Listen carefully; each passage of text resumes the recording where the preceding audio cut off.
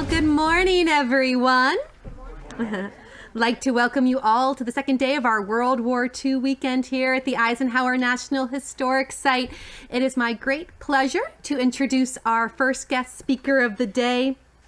From destroyers and demolition teams to beachmasters and breakwaters, the U.S. Navy was an essential component of Allied victory on D-Day. More than simply ferrying the largest amphibious assault force in history across the English Channel, the U.S. Navy played a critical role in clearing the beaches, blasting German resistance, and keeping Allied troops on the front line supplied with everything they needed to liberate France and defeat the German army. This presentation will explore the heroic and often overlooked role of America's seaborne service in the most important operation of the war. Tyler Bamford, Ph.D., is a historian with the Naval History and Heritage Command in Washington, D.C. He previously served as the inaugural Sherry and Alan Leventhal Research Fellow at the National WWII Museum in New Orleans. He is the author of numerous articles that have been featured in journals such as Army History and the Journal of Military History. His first book, Forging the Anglo-American Alliance, the British and American Armies, 1917 to 1941, was published in 2022 by the University Press of Kansas. Dr. Bamford is also the editor of the forthcoming volume, Best Beloved, the wartime letters of Fleet Admiral Chester W. Nimitz to his wife, Catherine, which will be published in the fall of 2024. It is my great pleasure to hand over our podium to Dr. Bamford.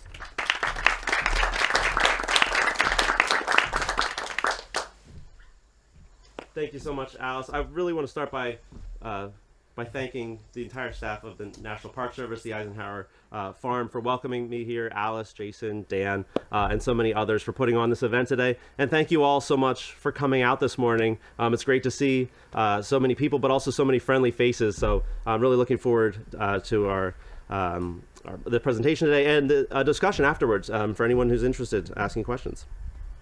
I should start by saying that even though I am here in my official capacity as a naval historian, the views and opinions that I may express today are not necessarily those of the Department of Defense or the Department of the Navy.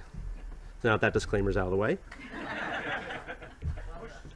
On June 6, 1944, American, British, Canadian, and other Allied forces launched the long-awaited invasion of Western Europe in Normandy, France. Floating 11 miles offshore, on his headquarters ship, Ancon, U.S. Army Major General Leonard Gerow spent the day anxiously listening to radio messages and trying to discern the progress of the amphibious landings through binoculars. Gerow's 5th Corps, comprising the 1st and 29th Infantry Divisions, was tasked with establishing a beachhead on Omaha Beach, the most heavily defended sector of the 5 Allied landing sites on D-Day. There, German defenders killed thousands of Gerow's troops as they disembarked from their landing craft and attempted to scale the steep 100-foot bluff behind the beach. Smoke and dust limited the visibility, and radio communications were sporadic, but the limited information that reached Gerow seemed to confirm his worst pre-invasion fears about German obstacles and resistance on the beaches. The first wave of assault troops landed at precisely 6:30 a.m., but 3 hours later, General Gerow could only tell his superiors, quote, "Obstacles mined, progress slow." 11 hours later, Gerow was finally able to go ashore and join his men. Though the beach was in American hands, there was still sporadic German artillery and sniper fire. As the general landed, he saw burned ship hulls, knocked out tanks, dead American soldiers laid in rows awaiting burial, and hundreds of steel obstacles still limiting movement on the beach. Many things had gone wrong for Gerow's divisions that day, but his soldiers managed to fight their way off the beach thanks to tremendous personal courage and initiative. After observing the destruction of men and equipment, as well as the magnitude of the defenses they had overcome on Omaha, Gerow could not help but be struck by what a close-fought battle it had been. As soon as he reached a functional radio, Gerow hailed the 1st U.S. Army Group Commander, his boss, General Omar Bradley. Gerow's first words to Bradley from Omaha Beach were simply, "Thank God for the United States Navy." The U.S. Navy's role in the victory on D-Day is sometimes understandably overshadowed by the costly fight that U.S., British, and Canadian soldiers waged on the beaches and in the hedgerows of Normandy. But all of the heroic feats of arms accomplished by these men were made possible by the ships and sailors that carried soldiers, vehicles, and supplies to France. Sailors, and Coast Guardsmen at sea swept mines, provided fire support, and ferried infantrymen to the beaches while constantly under enemy fire. Other American bluejackets joined the Army ashore in the first waves as beachmasters, medics, and demolition experts. In these capacities and others, U.S. sailors played an essential part in establishing the Allied beachhead in Normandy, a contribution that was well understood by American commanders at the time, as illustrated by General Giroux's comment. In my remarks this morning, I will highlight some of the Navy's decisive contributions to the victory at D-Day. By the summer of 1944, the United States and Great Britain had already conducted a number of successful amphibious landings in the Mediterranean and Pacific theaters, including the invasions of Guadalcanal, North Africa, Sicily, Italy, and Tarawa. The invasion of Normandy, codenamed Operation Overlord, however, was to be by far the largest and most complex of these operations. A multinational invasion force consisting of soldiers, sailors, and airmen from more than a dozen nations, including the United States, Great Britain, Canada, France, Poland, Norway, and Czechoslovakia, had to establish a beachhead on the heavily defended French coast and then build up a force capable of breaking out faster than the German army could rush reinforcements to the area and contain the Allies as it had done at Anzio in Italy, or push the Allies back into the sea as had happened at Dunkirk in France 4 years earlier.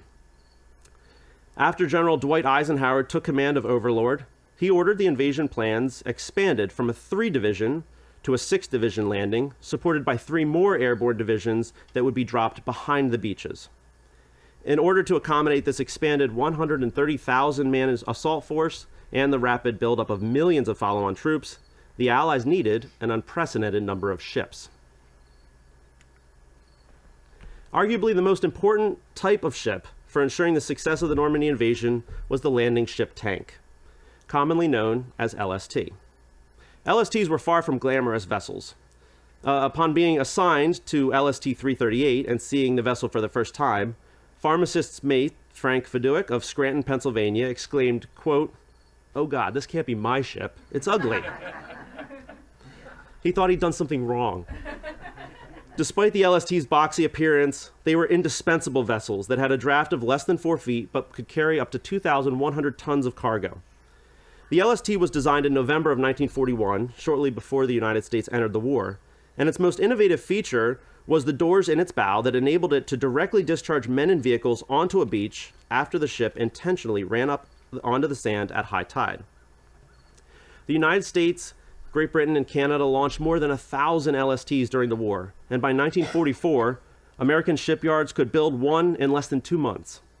But there were still never enough to meet the demands of a global war, and every ship counted. This was especially true in the spring of 1944, when the Allies were planning not only the invasion of Normandy, but also follow-up landings in southern France and on Saipan in the Pacific on June 15th. Consequently, the Joint Chiefs of Staff agreed to postpone the landings at Normandy from May to June of 1944, so that an additional 1 month's worth of LST production could reach Europe. General Eisenhower, whose house we're at today, told U.S. Army Chief of Staff General George Marshall that even, quote, 1 extra month of landing craft production, including LSTs, should help a lot. Commenting on the dire shortage of LSTs, a frustrated British Prime Minister Winston Churchill exclaimed to General Marshall in April of 1944, quote, "How it is that the plans of 2 great empires like Britain and the United States should be so hamstrung and limited by 100 or 2 of these particular vessels will never be understood by history." Marshall, in turn, declared that prior to the present war, he had never heard of any landing craft except for rubber boats. But now he thought about little else. By June 3rd, 1944, the assembled Allied fleet in ports along Great Britain's southern coast numbered nearly 7,000 ships and landing craft of all sizes. This armada included 284 major warships, 5 battleships, 23 cruisers, and more than 200 destroyers and destroyer escorts were among them. The invasion date was originally set for June 5th, but a storm in the English Channel compelled Eisenhower to postpone the landings for 24 hours. Soldiers and sailors were at a high state of readiness, and many ships had already slipped into the channel on the night of June 3rd when Eisenhower issued a recall order at 5 a.m. the following morning. Allied meteorologists informed the Supreme Commander that a storm with strong winds and cloud cover with a ceiling of just 300 feet was closing in on the channel. Based on this information, Eisenhower postponed the operation for one day, though it was not even clear if the weather would allow for the invasion to be launched on June 6th. As he recalled the ships to port, many of the sailors and soldiers aboard were now soaked with salt water and exhausted from the strain. On the night of June 4th, just 5 miles north of Portsmouth, England, in a 19th century manor house known as Southwick House, Eisenhower once again met with his deputies and chief meteorologist. With the rain and wind beating on the windows of the old mansion, Chief Meteorologist Captain James Skagg of the Royal Air Force gave Eisenhower a glimmer of good news. The weather would improve on June 6th, he said. Still, there was a great deal of risk if the operation went ahead on the 6th, because Skagg could not say exactly what the skies would be like over the beaches, even at this point, which would jeopardize, if they were locked in by clouds, it would jeopardize the effectiveness of Allied air power, which was crucial to the success of the invasion. Yet, if the Allies waited, the tides would not be favorable again for the operation to proceed until June 19th. Eisenhower polled his lieutenants for the operation, and they decided that it was a gamble that they had to take.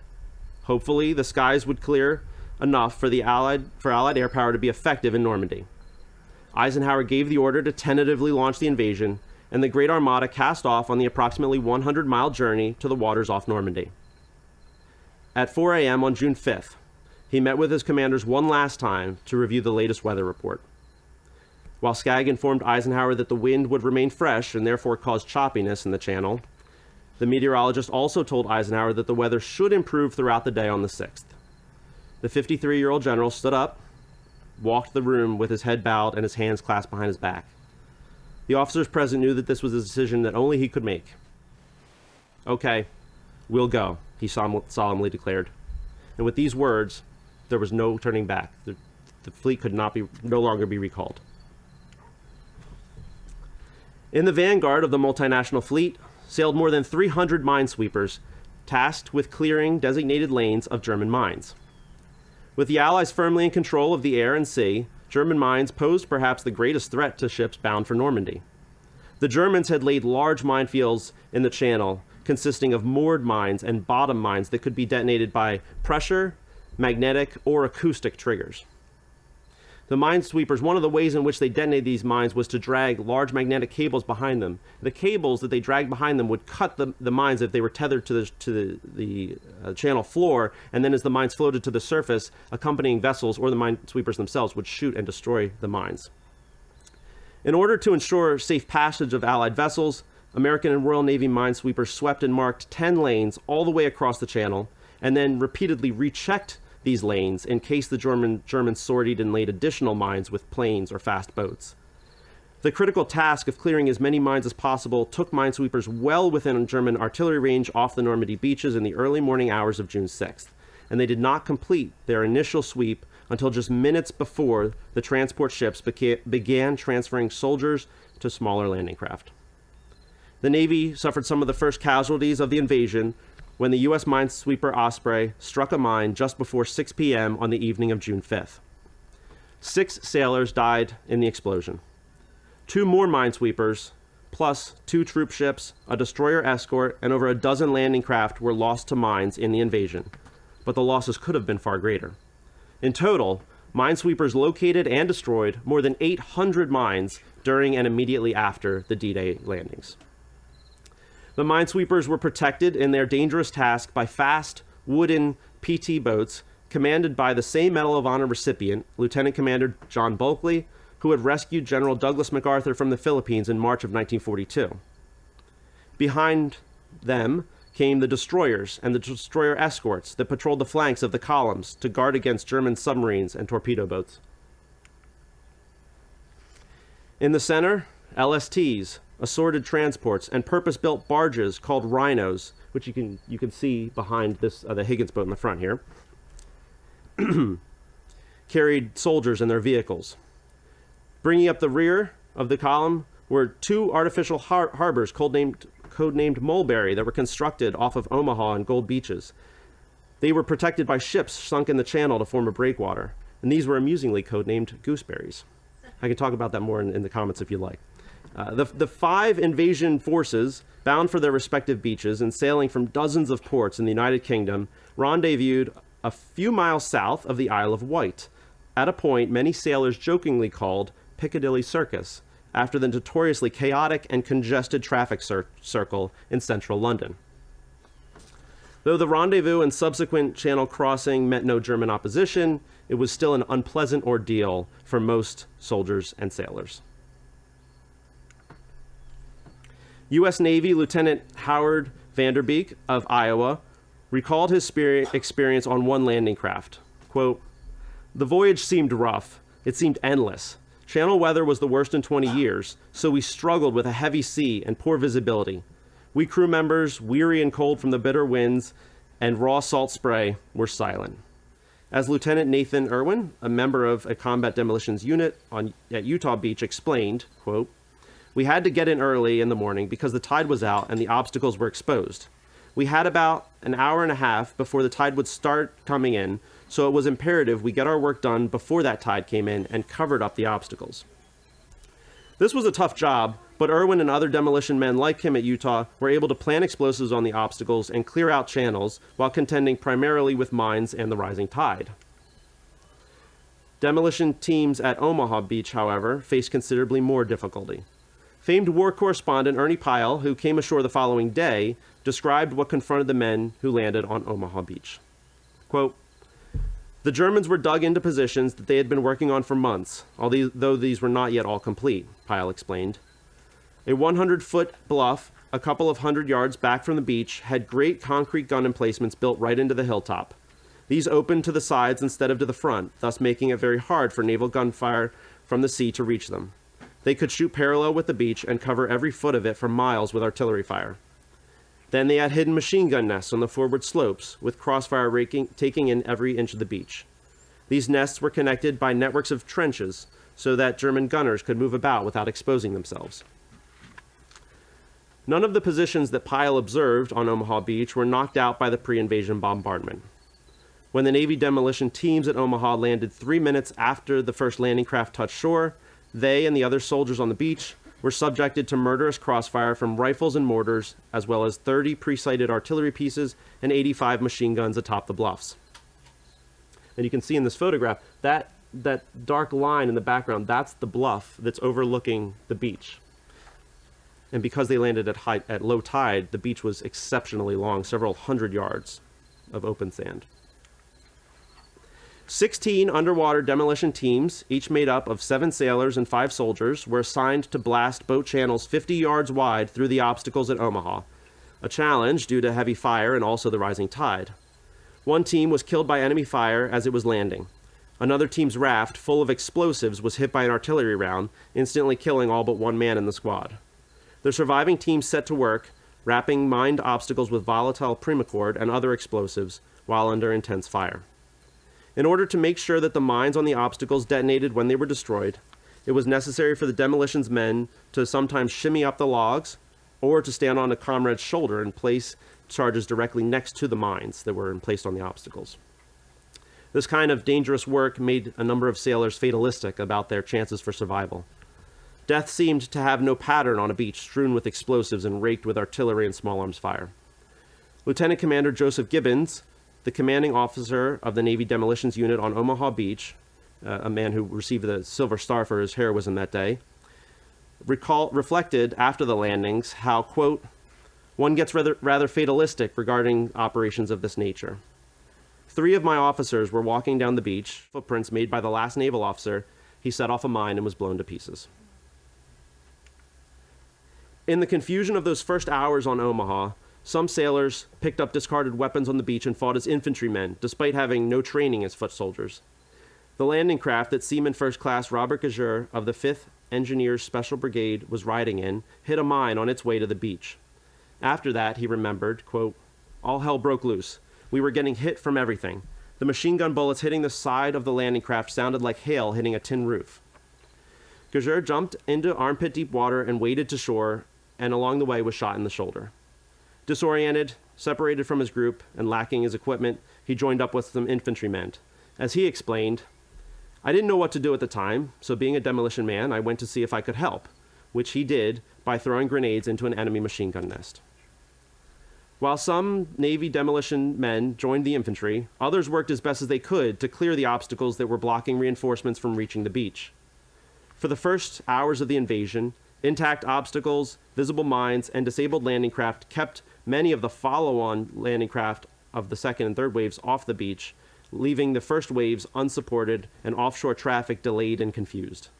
Worse, as the tide rushed in, more soldiers died, and the obstacles became submerged and impossible to demolish. Lieutenant William Jenkins of Naval Combat Demolitions Unit 43 wrote later, "We went to work, laying plastic explosive bags on the various obstacles, running from one to the other and connecting the group with primacord. As the tide rose, we raced from one to another." Despite suffering 70% casualties, Navy combat demolition team members on Omaha Beach succeeded in clearing 10 lanes for landing craft to use by the end of D-Day. 2 days later, the Navy had cleared 85% of the obstacles on the entire beach. In recognition of their heroism, the Navy demolition units were awarded the Presidential Unit Citation, the highest honor that can be collectively bestowed upon a U.S. military unit. Unfortunately, the delay that German fire caused in clearing obstacles, combined with the difficulty in marking open channels, led follow-on waves of landing craft to suffer a high rate of casualties. Some of the vessels sank in the cleared gaps, further clogging up the beach. As soldiers struggled to climb the bluffs and demolition teams worked to clear mines and obstacles, other Navy personnel belonging to specialized beach battalions directed landing ships to open clearings and organized troops and vehicles that made it ashore. As Pharmacist's Mate 3rd Class Leo Shear of the 7th U.S. Naval Beach Battalion explained, "The job of the beach battalions was to go ashore with invading troops and work between ship and shore. The battalions contained the beachmaster, mechanics, signalmen, doctors, and medics, like Leo Shear. Shear's landing craft also hit a mine on its way to Omaha Beach. Once off the ship, Shear managed to get to cover and started treating the wounded. He recalled that, quote, "The conditions under which we treated the wounded were brutal. We had no stretchers, so those who could not be moved lay where they were hit. We had no blankets either, so it was a good thing that the weather was not too cold." Shear and his fellow medical personnel scoured the beach for wounded men and set up an aid station in a trench dug on the beach. As empty landing craft prepared to return to the transports offshore, Shear and his fellow corpsmen loaded the wounded onto the boats for evacuation. Other beach battalion personnel worked to keep men and landing craft coming to shore. Boatswain's Mate 3rd Class Julia Schulers wrote that, quote, "My job on the beach was to wade out into the water and locate channels for the small boats to use. Once I located a channel, I would place a flag on the beach to mark it, so that the coxswains could bring their cargo ashore safely. On the beach, I was constantly in danger of being hit by sniper fire. In the water, I was constantly being bumped by body parts that were just floating just under the surface. I tried to condition my mind to block out this horrible experience. I could not." By 8 a.m., the invasion at Omaha Beach had stalled, and thousands of men found themselves trapped by German machine gun and artillery fire and the rising tide. Exhausted and frequently wounded, unable to retreat, the soldiers and sailors huddled by the breakwater on Omaha Beach. They could only go forward, but ahead of them was certain death. The soldiers lacked artillery support or significant numbers of tanks, most of which had been sunk on their way to shore.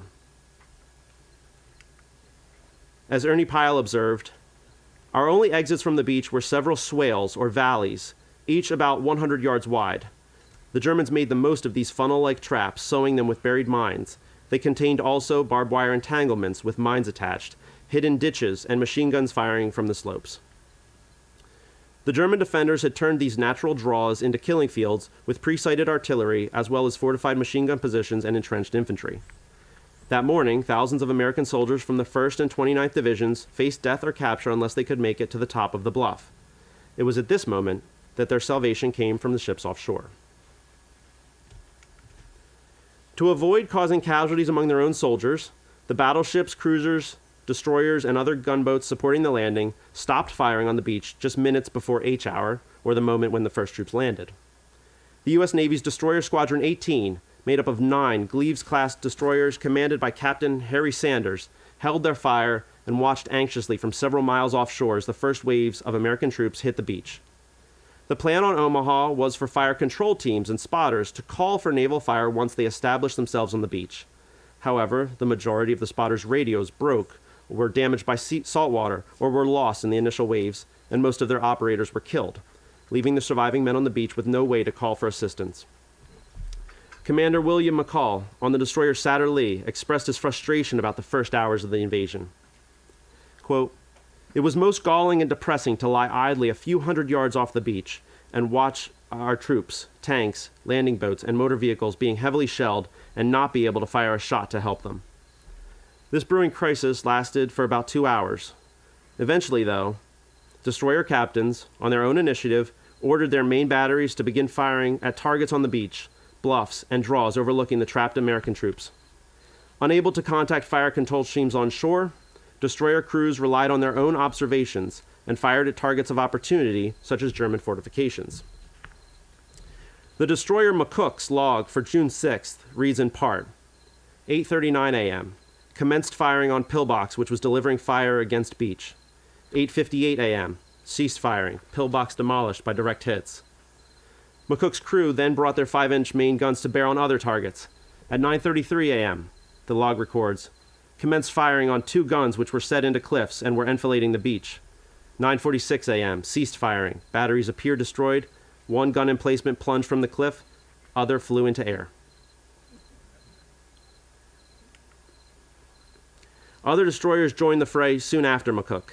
Satyr Lee stayed close to Point du Hoc in support of the 2nd Ranger Battalion, a 200-man unit tasked with climbing a 110-foot tall cliff to destroy a German artillery emplacement. Satyr Lee got so close to support the Rangers that a German machine gun actually hit the ship. The destroyer's small-caliber, rapid-firing guns raked the top of the cliff, enabling the Rangers to climb it with less interference. After scaling the cliff, the Rangers got a radio working, so the Satyr Lee and the destroyers Thompson and Harding were able to fire at the Rangers' request. Gunner's Mate 2nd Class James Jones of the Harding talked to a Ranger a few days after the invasion and wrote home that, quote, "The Rangers looked upon us as guardian angels, and every time we came on a firing run, they said, 'Here comes Harding again to knock out a few more.'" The individual initiative of destroyer captains was important, but finally, at 9 a.m., Destroyer Squadron 18's commanders, Harry Sanders, ordered all 9 of his destroyers to help the troops on the beach. And 50 minutes after that, Admiral Carleton Bryant, commander of all fire support ships at Omaha, radioed all of his ships. "Get on them, men, get on them. They are raising hell with the men on the beach, and we can't have any more of that. We must stop it." In response to these orders, the destroyers closed in to less than 1,000 yards from the shore and made repeated passes, firing at German positions on the cliffs, bluffs, and draws overlooking Omaha Beach. They risked grounding because of the shallow beach gradient, and repeatedly went outside of the marked channels cleared of mines in order to stay within firing range for as long as possible. When the Navy gunners were unable to spot German positions because of the smokeless powder used by the Germans, the sailors looked to see where U.S. tanks on the beach were firing and trained their own guns on the same locations. As Captain Sanders put it, quote, "It was good fun to watch for gun flashes, put a couple of 5-inch salvos on the target, and watch the Germans come running out with their hands stretched over their heads." The destroyer captains had orders not to expend more than half of their ammunition bombarding shore targets so that they could meet any emergencies that may arise if the Germans decided to sortie out with their own naval forces. But to a man, they all disregarded this order and continued firing as their gun mounts got so hot that they had to be hosed down. Some of them fired more than 1,000 rounds of 5-inch ammunition that day. The destroyer Frankfurt illustrates the impact these destroyers had. It reported, quote, "Troops on Easy Red were being held up by a mortar battery located on a ridge. After close observation, the exact location of the battery was noted at 10:32 a.m. At 10:36 a.m., commenced firing on the battery using direct fire, range about 1,200 yards. On the 5th salvo, a direct hit was obtained. A large cloud of green smoke was noted, and the mortar battery ceased firing. Our troops then advanced, and a number of German troops were seen to surrender. Years later, Sergeant Barton Davis of the 299th Combat Engineers wrote to the captain of the Frankfurt. And his letter said, "How well I remember your ship coming in so close. Your ship not only knocked out the pillbox, but also the mortar position above us. I always thought how great it would be to tell the captain of that ship how grateful I am." Gunfire like this enabled the Army to get off of Omaha Beach. It did not make the Army's job easy, but it did make it possible, and assured the soldiers on the beach that they were not alone. Over the course of the day, men on the beach established better communications and could call for systematic naval gunfire, but those critical hours of destroyer initiative saved lives and possibly the invasion. As the Navy's official history of the battle concluded, Destroyer Squadron 18's fire afforded the troops the only artillery support they had during most of D-Day.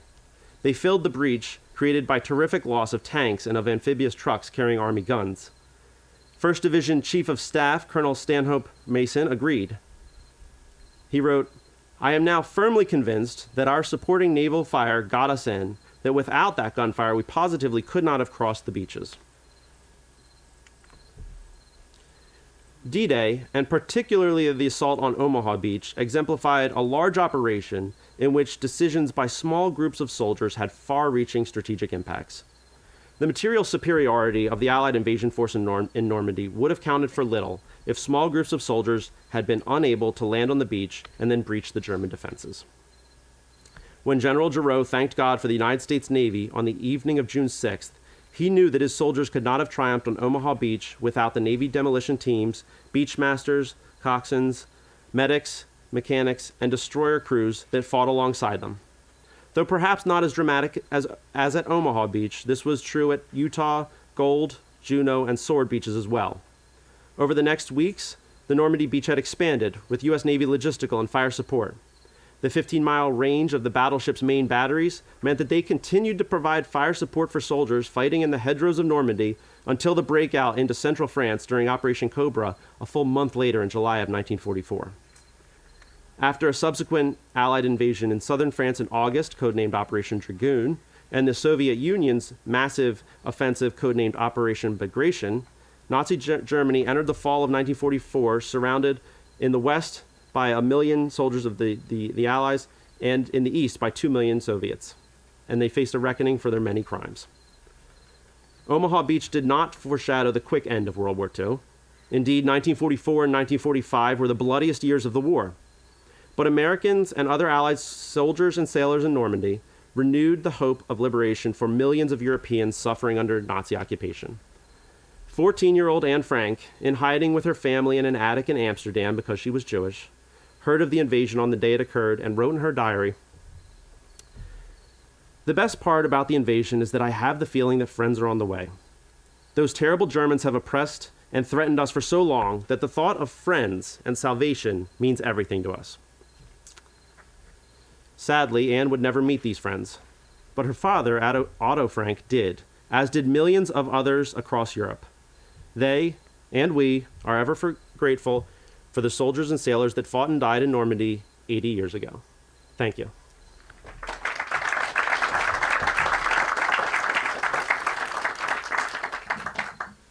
Right. Well, are there any questions in the crowd? If you'd like, you can raise your hand. I'll bring you the microphone. Any questions for Dr. Bamford? We got in the back.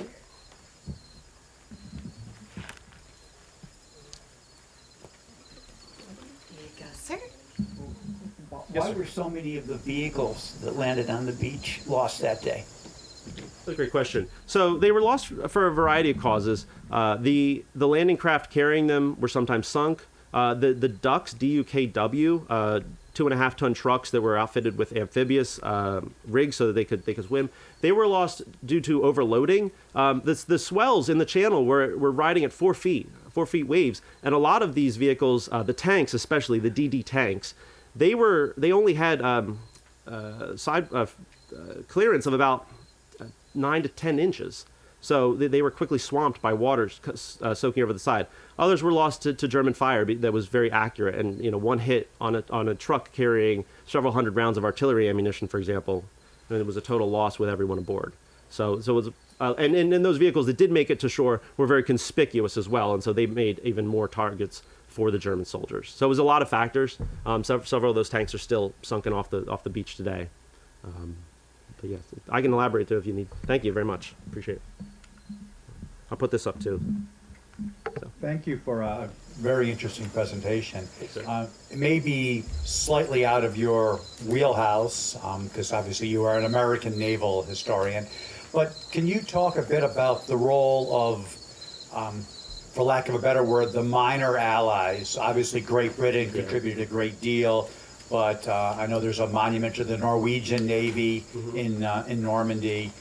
So I'm wondering if you could talk about the contributions of those nations. Absolutely. Thank you. Thank you so much. Thank you for your comment. The minor navies, as we think of them, especially what I told is more of an American story of D-Day. But, for example, the Royal Navy contributed, almost all of the minesweepers. In the vast majority of 300, they contributed well over 250. So the minesweepers, the U.S. Navy actually contributed a fairly small number. A lot of the other nations that were overrun by Germany in 1940, Norway among them, their navies often, their ships, crews, fled. They evacuated to Great Britain and continued to fight, and as well as a number of individuals from such as Czechoslovakian pilots, Polish pilots that fought in the Battle of Great Britain, and then continued to fight here at D-Day as well. So their ships, the French had a number of cruisers and destroyers that fought not only at D-Day, but then also in Operation Dragoon. And, when I've given presentations on Dragoon too, and I'll be giving one next week in the French embassy, it was very difficult for French soldiers to fire on their own homeland. Think of that psychologically, how difficult that must be. But they had to look at it as they were liberating their own people.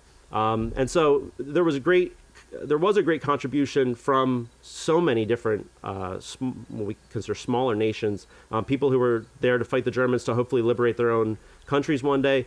That didn't always come to pass. Polish, Czechoslovakian soldiers and sailors, for example, their nations just fell under communism at the end of World War II. So that was very difficult.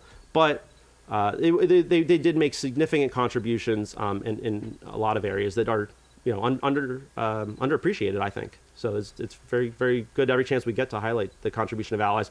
It was a multinational effort, and that makes it all the more complex and impressive that it came off as it did.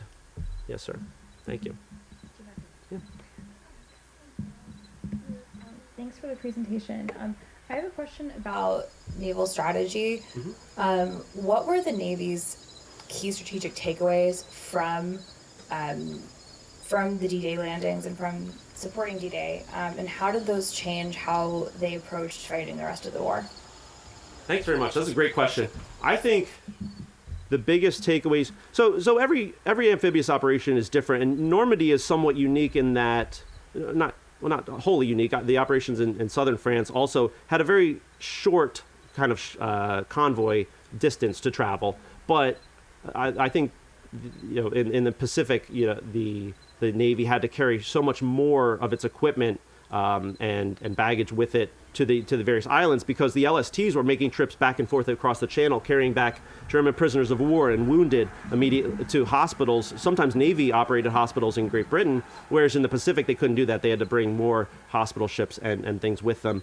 I think the biggest takeaway in terms of strategy from Normandy, and this isn't something that was wholly unknown to the Navy, but it's naval gunfire support. That is critical, because the naval bombardment in Normandy, like as I mentioned, was only 40 minutes long, and that just wasn't long enough. And then there was also an over-reliance on aircraft bombardment.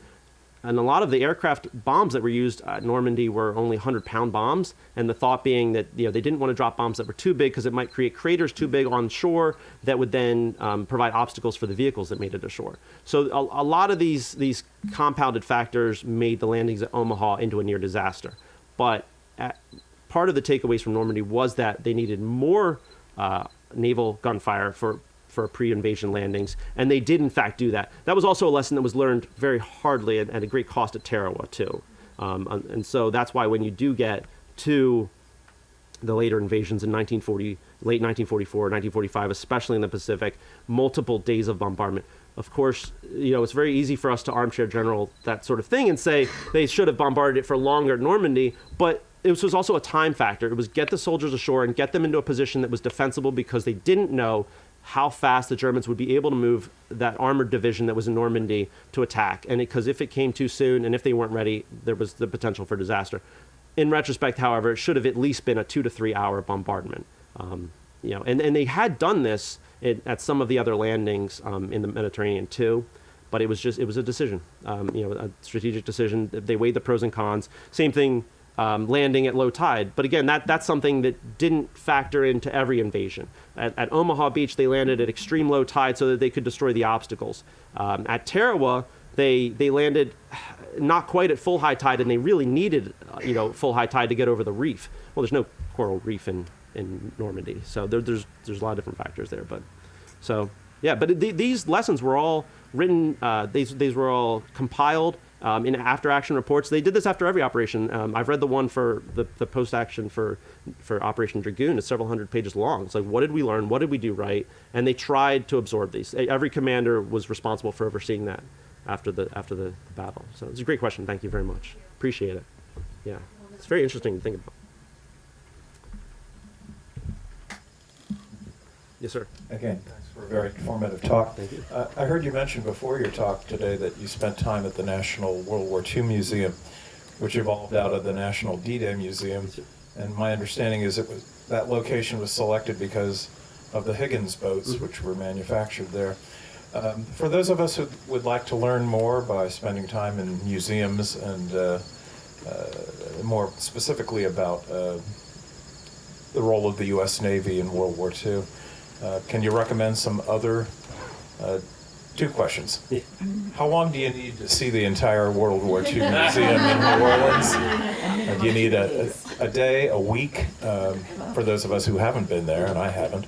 And what other museums stateside, or in England or France, focus on the role of the Navy, or navies in World War II?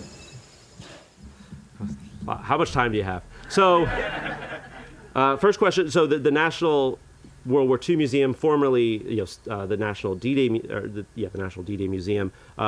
That's about a 4-block campus that they have down there, and they actually finished a building just as I left that I helped with the galleries for, a phenomenal liberation gallery. I would say to see if you're a history buff, which I'm assuming that you all are, I would say you probably need at least 2.5 full days, possibly 3, to really absorb all of it. There's theaters, there's movies, 3D experiences that are part of it now. So you could probably do it in 2 if you were rushing. So the other museums that focus on the Navy, I wish I could recommend the National Museum of the U.S. Navy, but we are in the process of building a new one. So we've got the land, and we're now in the fundraising stages for that. So that's going to be a couple of years before I can recommend that one. There's a fantastic Naval Air Museum down in Pensacola. The Seabee Museum is out in California. I've not been to that one though, but I hear it's excellent. But the Seabees were pretty instrumental in building those artificial harbors that I alluded to at D-Day. In Great Britain, the Imperial War Museum in London is very good. There is a Navy Museum in London. I think it's in Portsmouth, but I can't recall exactly. But I've heard that that's also very, very excellent. I'm afraid I haven't been to enough museums on the continent to recommend those, but I'm sure that there are some very good ones in Normandy, especially. I'm aware that there's good ones, and you may have been there. You may have seen those more than I have, actually. So those would be my must go to.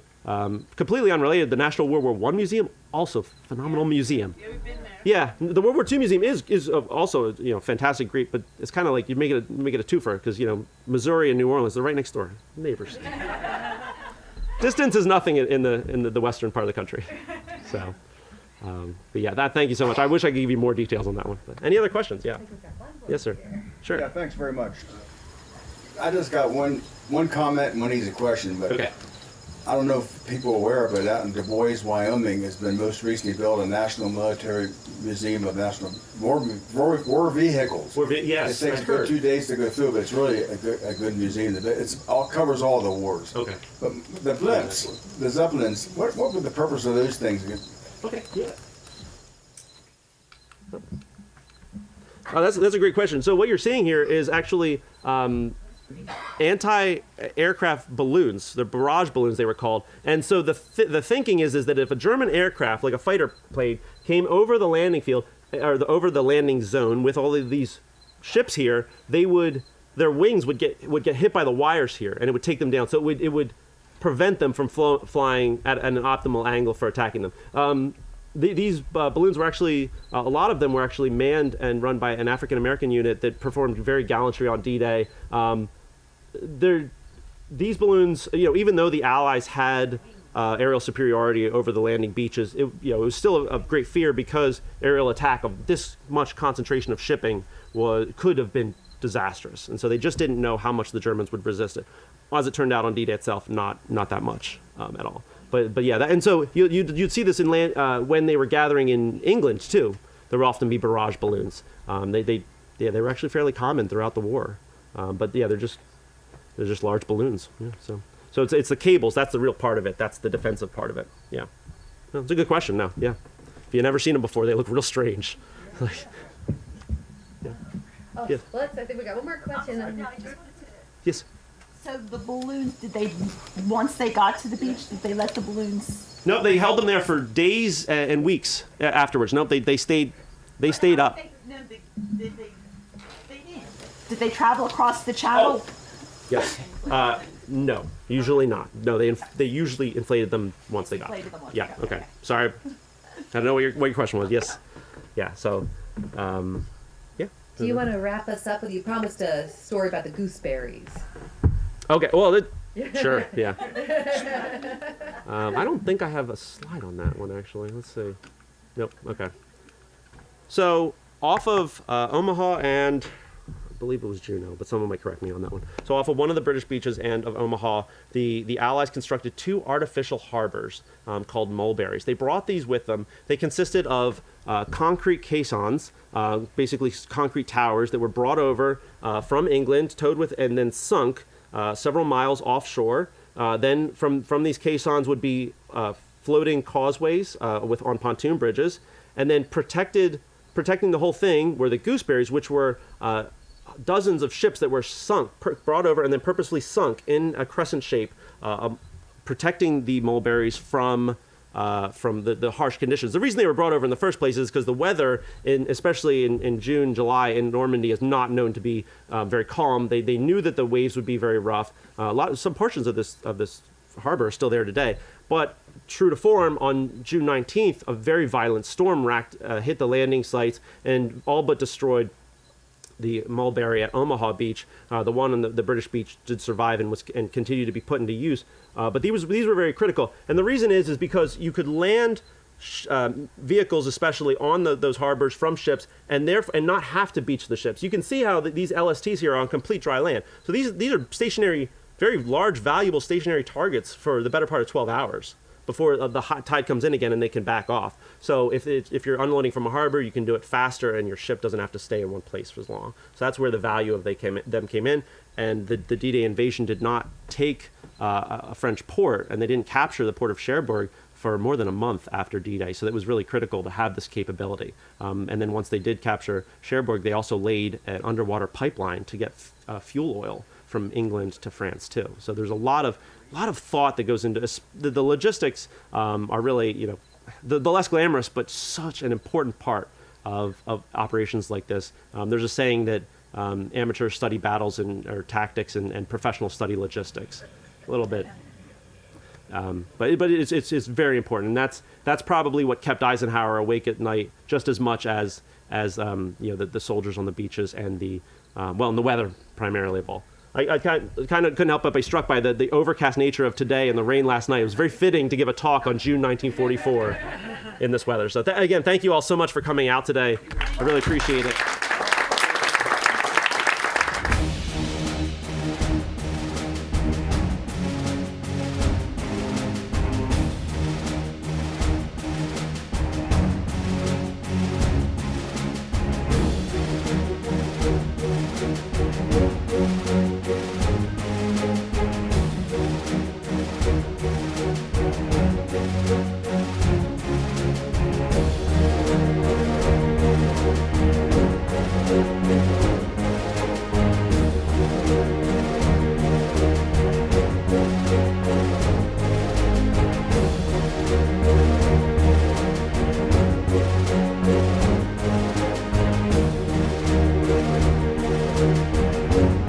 Bye.